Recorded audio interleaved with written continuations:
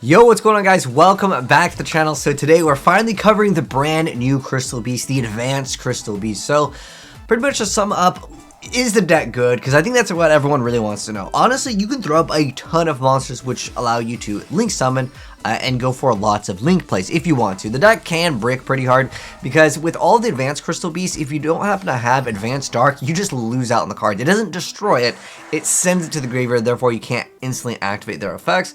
But for the most part, the Advanced Crystal Beasts are basically the same as the regular Crystal Beasts. They have the same effect where if it's destroyed, you get to place them in the back row. Some of them will have some alternate effects, but for the most part, the key star players are basically the same, which has always been Carbuncle and the Sapphire Pegasus. So the deck can actually pop off pretty hard again if it happens to go first. You can throw up a Bow of the Goddess and maybe a few extra cards, but the deck is very, very prone to, if you lose out on one of your effects, usually the opener Pegasus, if that play doesn't go through, they may happen to have a couple spells to get out extra stuff, but for the most part, Pegasus is so key in the deck where if you lose out on that first initial play, if you stop them, they can lose out quite fast indeed. So I'm going to have a variety of gameplay, a few different builds to show you guys.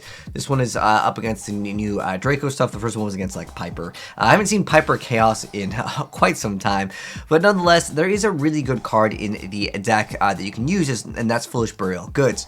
So what you can do with it, and I've seen a lot of people do this, is utilize Bridge of Salvation. So this card, we're just using it for the banished effect. It does technically have another effect, but how it works is you banish it from your graveyard to add a Crystal Beast monster and a field spell from your deck to your hand. That's how you actually add the Advanced Dark, because the deck without it will brick pretty hard because your monsters just get sent to the graveyard. All of the Advanced Crystal Beasts need Advanced Dark. Advanced Dark makes it so they all become dark, and if an ultimate crystal monster attacks, you get to negate the effects of the attack target. It's pretty meh. But during damage calc of a Crystal Beast monster you control battles, and when you take damage, you get to send a Crystal Beast monster from your deck to the graveyard, and you take no damage from that battle, which allows you to fill up and facilitate your plays with the Rainbow Dragon, which at the end of the day is just a giant 4,000 attacker. It doesn't really have too much good effects. There is the fusion monster that you can make. A lot of builds are utilizing YuGiOh just because you're able to go for a Pegasus again and again. That's basically what the deck does. Crystal Bond easily lets you put the Crystal Beast Zenith Dragon, Rainbow Dragon of the Zenith Crystal Beast, the full name, or Crystal Beast Rainbow Dragon as it's known in the TCG. But unless we have Pegasus over, some of these replays, they were before the card text did get updated, but the deck can OTK quite easy. The guy even had a droplets, couldn't actually play out of it. But I want to show you guys basically how the deck can consistently lose. So the way the deck actually loses out quite often is actually just by simply just one negation when you don't happen to have a follow-up play.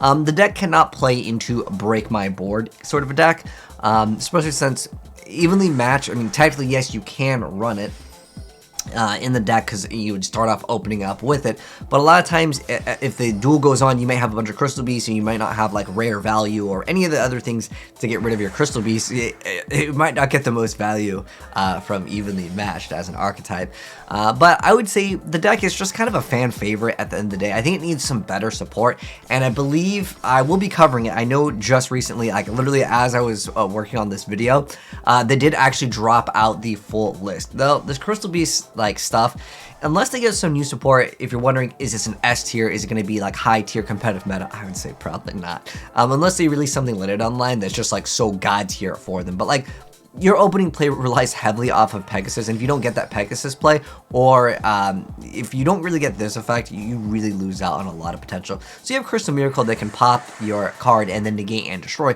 which is great, and then you can later on have that effect to banish it to place a Crystal Beast monster from your hand, deck, or graveyard and face up in your spell and trap zone. So you actually had to surrender there. You'd have to wait one turn. You guys know Yu-Gi-Oh! Without waiting one turn to go off, usually doesn't end too well. There's actually a few different builds that you can play, and there's an interesting Sky Striker build that I will go over as well. It's really weird to mix up Crystal Beasts and Sky Strikers, but there's reasons why. Nonetheless, again, it's just basically Pegasus and Carbuncle being the star players. There's also this card which gets rid of your Crystal Beast, but then you get a token, and then that way you can actually activate your effects like Carbuncle to bring out the double cards, which can be really good. This is a really important combo. Dugaris is very important because you just go for Pegasus again and again. Since Pegasus is not a hard once per turn, you just go for it again and again to actually facilitate more monsters. You can obviously go for Bow of the Goddess and have a lot of extra negations, but at the end of the day, what can you do with the follow-up of Bow of the Goddess? Not too much. It's just Bow of the Goddess, and then if you can, ideally, I would love to see if the deck can somehow throw out Naturia Beast. Because a Naturia Beast plus a Bow of the Goddess is usually what you'd want to end up with like modern Yu-Gi-Oh! But I've seen some people do variants Baguska plus Bow of the Goddess, and this could be okay as well. But like the turn 1 plays in this deck, can you get a bunch of negations? Even with the most recent support, which some people aren't even playing, there is a card that we recently talked about in the last video, where basically it lets you search out any Crystal Beast spell/trap. Or I think it's the keyword is crystal card, which lets you add the card that lets you pop one and negate. It's actually like decent to have that card plus a Bow of the Goddess, and then at that point you're looking at anywhere from 3 to 4 negates. But is it really because of Crystal Beast that enables you to do this? There's so many other decks that can throw up Bow of the Goddess plus like another like boss monster. And at the end of the day, for Crystal Beast, especially with the advanced builds of like Advanced Dark, like this card, like if you don't open up with it with all your advanced Crystal Beasts, you literally brick because their monsters literally just instantly rip. So I think that that is one huge thing with this archetype that definitely needs some improvement in the future, because I mean, yeah, you can run Terraform, you can run Planet Pathfinder, but for the most part, this is a nice little card as well, just being able to get additional cards. But again, if you don't open it with Advanced Dark, your monsters, you literally summon them, and if Advanced Dark is not in the field zone, you can see even Carbuncle, you just send this card to the graveyard. So it can facilitate you getting cards for Rainbow Dragon, but at the end of the day, Rainbow Dragon is like a really bad Judgment Dragon. You have to have 7 of them with different names.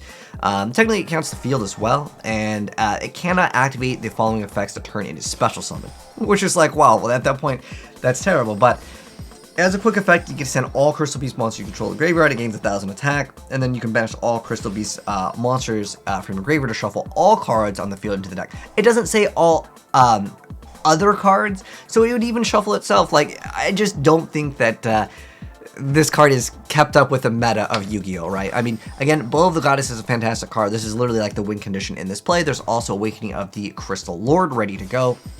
So it lets you take a bridge card or one Rainbow Dragon from your deck, either add it to your hand or send it to the graveyard, and then you can disperse summon a Crystal Beast monster from your hand, deck, graveyard, or spell and trap zone, which can then activate its effects, and then you can just go for Carbuncle, and you know, Carbuncle is a pretty good card. He activates Skill Drain, so unfortunate for him, but at this position, I mean, he's only got like a 1900 attacker, so you'll see the Awakening of the Crystal Lord, so he's going to add the card, and since Skill Drain is there, unfortunately, yeah, no place with the Carbuncle, but there is the Crystal Miracle. Again, you could search out this card, so it is nice, but again, turn 1, Bow of the Goddess plus this is like almost like your best option in most scenarios, and you'd still have to open up relatively good for this. Whereas if you played any like Warrior, Isolde, Nemesis variants, you can consistently get out Isolde and then 2+ boss monsters, which is obviously going to be superior. But I figured I'd give you guys a little bit of a taste of Crystal Beast. I wanted the deck to be good. I was scouting out for a long time for really good gameplay, but shoutouts to tu mama over here. I think that means your mom's hungry in Spanish, though. I took Spanish.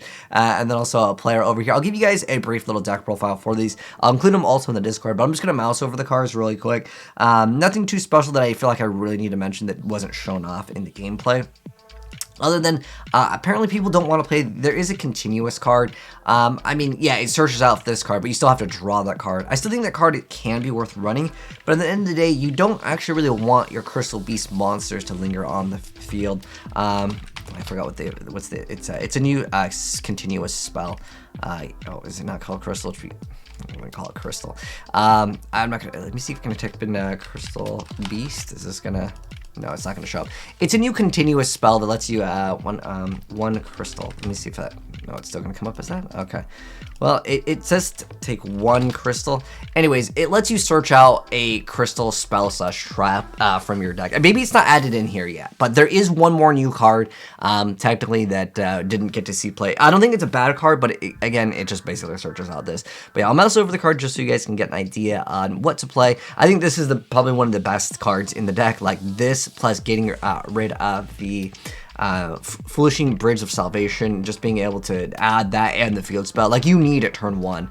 But like I said, I also do have a build with Sky Striker that I do want to share with you guys. I'll cover that in another one because it's more like different. I wanted this one to be like more about like the pure OG Crystal Beast. I don't think I moused over the extract for this one, my bad. But you can see like, you know, Rainbow Over Dragon plus obviously Cross Sheep, very good cards as well. But most of the builds are pretty much the same, so nothing to mention that's like a crazy like tech that you can play. But anyways, like I said, I'll include the deck profiles in the Discord, just a one-click download. But anyways, let me know your thoughts on Crystal Beast, and if you guys have any other gameplay of Crystal Beast, like weird builds, definitely let me know. Feel free to go ahead and reach out via Discord. You can send in to the Discord or just send me an email of the replay file, because I like seeing what you guys in the community make. But big shouts to Player Maker and to Mama over here and Player for their different builds. I like seeing different ones. But subscribe if you're new. If you want to see more Crystal Beast stuff, we'll cover the full spoiler list of what's inside the structure deck very, very soon. And I'll see you guys in the next video. Peace.